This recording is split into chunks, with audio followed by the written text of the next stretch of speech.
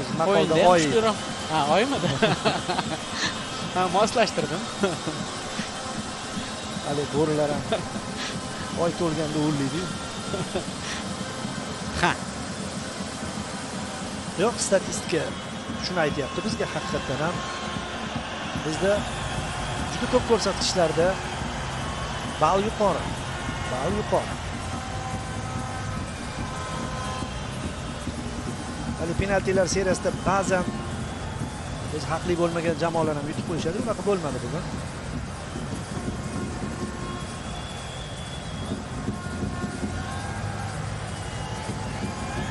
Mundial oldidan terma jamoamiz mana shunday g'alabali yurishda davom etyapti. Bu albatta yaxshi. Keyinchalik ham jahon chempionati paytida ham ruhiy tomondan ustunlik berish kerak. Xuddi Trinidad Tobago Gabon terma jamoalar o'rtasidagi uchrashuvda ham qizil kartochka olib turib, bir o'yinchi kam bo'lib turib ko'proq o'ynagan Gabonni yutgani adolatli bo'lgan esa O'zbekiston milliy jamoasining ham Venesuela ustidan qozongan g'alabasi, lekin yana durang bo'ldi umumiy. Venesuela bilan 1-1 o'ynagan edik. Jasur Yaxshiboyev tarkibimizda yo'q edi, shuning uchun gol bo'lmadi.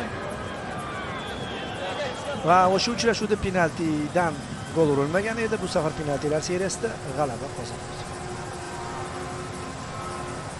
Nasafchilar bu g'alabani Mazgavoy ham borib turib, qadrdoni-yu. Gap bu yerda faqat penaltilar seriyasida emas, o'zi ham darvozabonni juda ardoqlashadi-yu, klubdoshlar o'zi. O'tam o'smaydi-yu, o'tirgan joyda.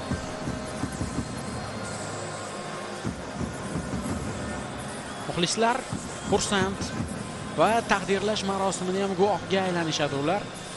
Farruh Sayfiyev ham maydonga chiqqan, Umarbek Eshmurodov, Umar Abdurahmonaliyev, Igor Sergeyev. Barcha bu g'alabani nishonlashga haqli.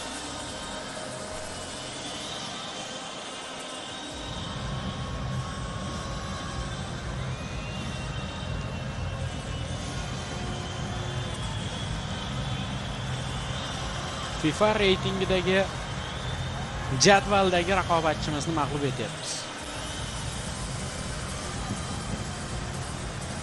Jahon chempionati ishtirokchisi, bo'lajak ishtirokchisi O'zbekiston jahon chempionatiga chiqa olmagan Venesuelani mag'lub etdi. Sensatsiya emas? Oddiy g'alaba.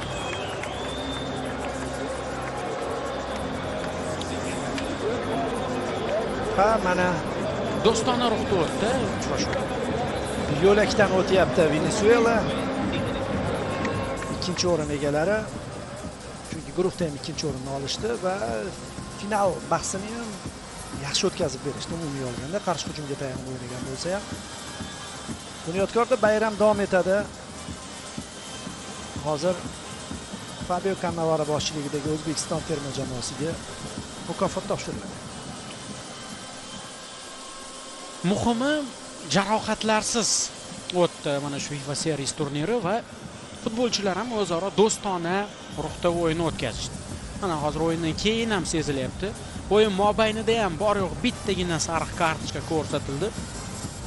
Agar ikkita bo'lmasa, adashmayotgan bo'lsam, Nauvel Ferraresi ogohlantirilgandi. Va O'zbekiston g'alabani qo'lga kiritdi. Penaltilar seriyasidan so'ng.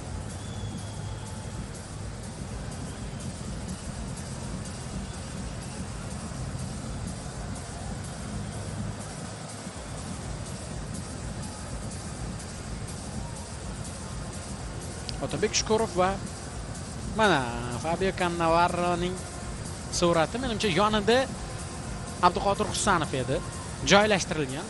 O'sha Cannavaro hamda Husanovning surati sun'iy intellektdami yoki montaj yordamidami? Abduqodir Husanov uchun ham Cannavaroni terma jamoamizda ish boshlagani muvaffaqiyatli bo'ldi deb aytishimiz mumkin, chunki aynan himoyachi bo'la turib oltin to'p yutgan kam sonli futbolchilardan biri Fabio Cannavaro. Uning maslahatlari, ko'rsatmalari tabiiyki Husanovga as qotadi va Abduqodir Husanov o'zi Manchester Cityda yana bir futbol dahosi bilan birga ishlayapti. Har tomonlama Husanovning rivojlanishi uchun muhim sanaladi bu murabbiylar.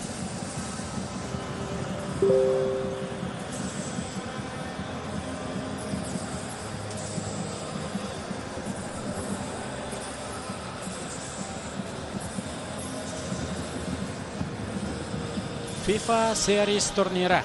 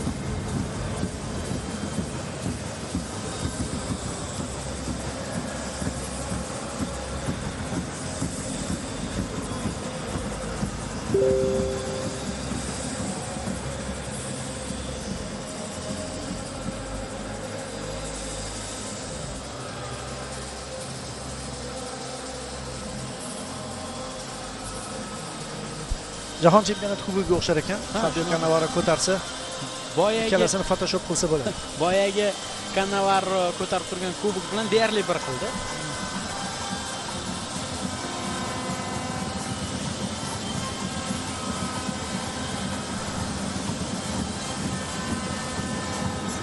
Copa Nations Cup chempioni bo'lgan O'zbekiston. Mana endi FIFA Series turniri bosh so'rovga kirityapti. Alayn Cup turnirida ham. Ha.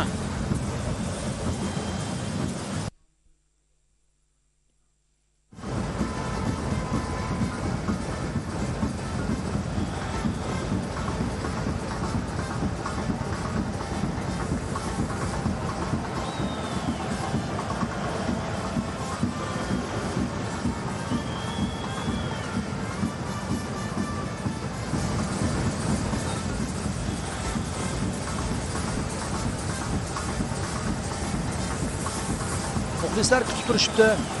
Endi mevasini ko'rishlari kerak-ku. O'sganini, pishganini, yetilganini ko'rishdi. Endi mevasidan ham bir tatib ko'rishlari kerak futbolchilar bilan birga.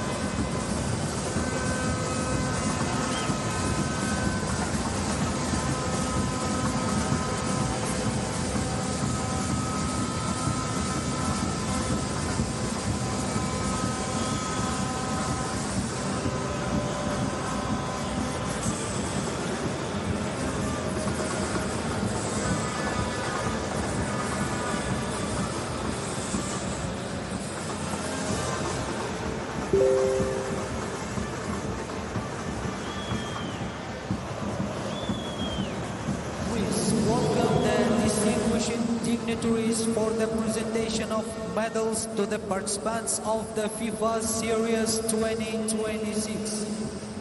Senior Vice President of Uzbekistan Football Association, Mr. Ravshan Irmatov. Vice President of Uzbekistan Football Association, Mr. Odil Ahmedov. Minister of Sports of the Republic of Uzbekistan, Mr. Adham Ikramov. General Secretary of National Olympic Committee of the Republic of Uzbekistan, Mr. Oybek Kasimov. Chairperson of Uzbekistan Football Federation, Mr. Bekzod Mamatkulov. Rasmiylar chiqishyapti. E'lon qilindi Suxandan tomonidan. Hozir kubok topshiriladi. Turnirning boshqa sovrinlarini, egalarini bilib olamiz. Ravshan Ermatov, Adham Ikromov, Oybek Qosimov, Odil Ahmedov va Bekzod Mamatqulovlar chiqib kelishdi. Ladies and gentlemen, as an appreciation to the match officials of the final, we would like to present the commemorative medals to the referees of the final match. Albatta, referilar ham Please welcome Medarbek medallarni Taychiyev, qabul qilib olishadi. Kyrgyz Republic, Ismailjan Talibjanov, Kyrgyz Republic, Yildoz Murzabekov, Kyrgyz Republic, Abdullah Davlatov, Tajikistan, Zayniddin Alimov, Kyrgyz Republic, and Akmal Guriyev, Tajikistan. Qirg'iz Respublikasi hamda Tojikistondan tashrif buyurgan FIFA referilari Medarbek Taychiyev, Ismoiljon Talibjanov, Edos Murzabekov, Abdullah Davlatov kabi hakamlar brigadasiga ham esdalik medallari topshirilyapti.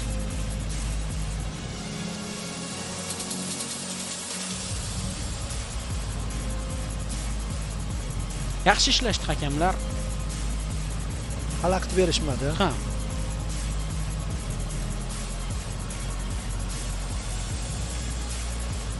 The next award will be the FIFA Series 2026 Most Valuable, and the award goes to Eng yaxshi Abduqodir futbolchi, Husanov FIFA Series from turnirining eng yaxshi futbolchisi Uzbekistan. sovrini Abduqodir Husanovga topshirilyapti.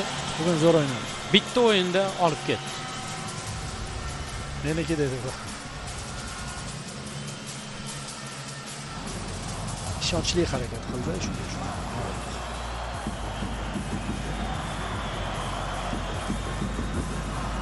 Vaziyatni qiyinlashtirmagani uchun ham sezilmaydi, lekin ishonchli harakat qilgan himoyachi raqib hujumchilariga muammo tug'dirdi. Please Rostdan ham welcome Abduqodir Team Husanov Venezuela to yaxshi receive o'yin o'tkazdi, the haqli o'yin medals. o'tkazdi.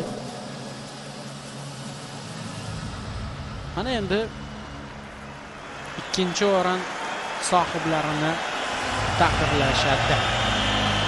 Kumush medallar. Salomon Rondon va uning jamoasi Venezuela 2 marta O'zbekiston milliy jamoasi bilan o'ynadi va ikkalasida ham durang. Bittasida esa penaltilar seriyasidagi mag'lubiyat bilan O'zbekistonni eslab qolishadi. Va mana bu medal ularga eslatib turishadi. Eslatib turadi. Olmos medal. 26 nafar futbolchi qaydnomaga kiritilgan Venezuelada. Ularning har biriga medallar topshirilmoqda. Toshkent mezbonlik qilgan FIFA Series turniri ularning yodida qoladi mana bu esdalik medal bilan. Medallar bilan. 0-0 penaltilar seriyasida Beshutor. Darvozabon penaltilar seriyasida qahramonlik ko'rsatmagandir, lekin Ko'rsatmoqchi bo'ldi. o'yin penaltilar seriyasigacha borishimizga sababchi bo'ldi. Shunday. O'yinda o'zi aslida Venezuela mahv etilishi lozim.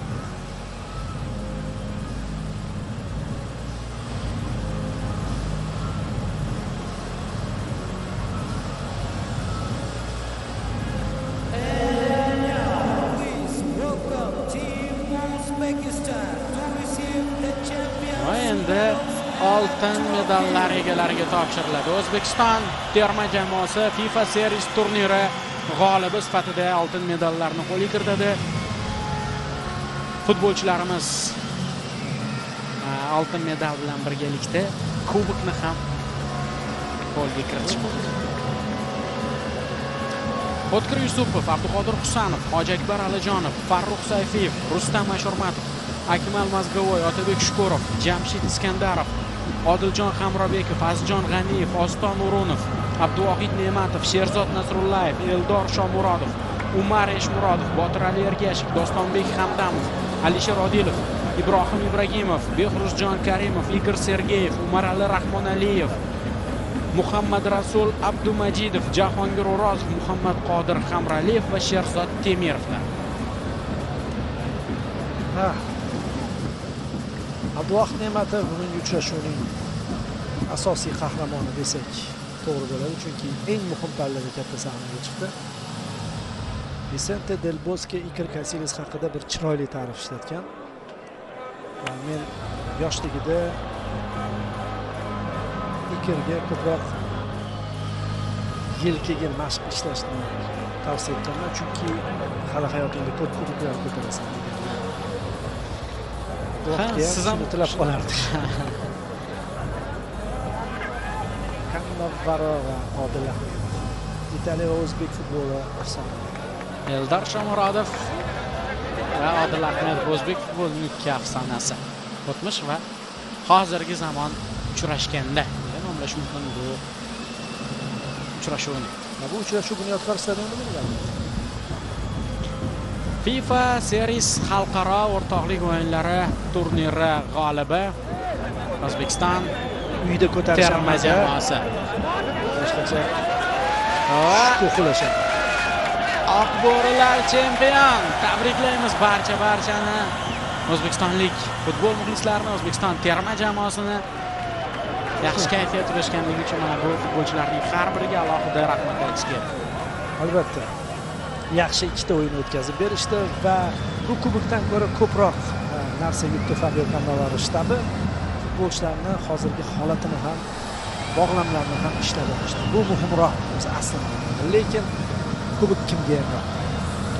Muxlislar maza qilishyapti. Muhimi Bunyodkor stadioniga kelgan bugungi 29 mingdan ziyod muxlis uyiga juda bir boshqacha kayfiyatda qaytarilgan.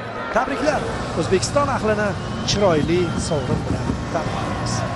Albatta, barchani tabriklaymiz va shu pallada biz reportajga yakun yasaymiz. Xayrullo Hamidov va Abdurashid Odilov xizmatimizda bo'ldi. Mana shunday g'alabali o'yinlar davomli bo'lsin. Keyingi reportajlarda ko'rishguncha xayr, sog', salomat bo'ling. E'tiboringiz uchun rahmat. Tashkent City, you have been great fans throughout the tournament. We hope you will have fond memories of the FIFA Series 2026. Thank you and have a safe journey home. Good night.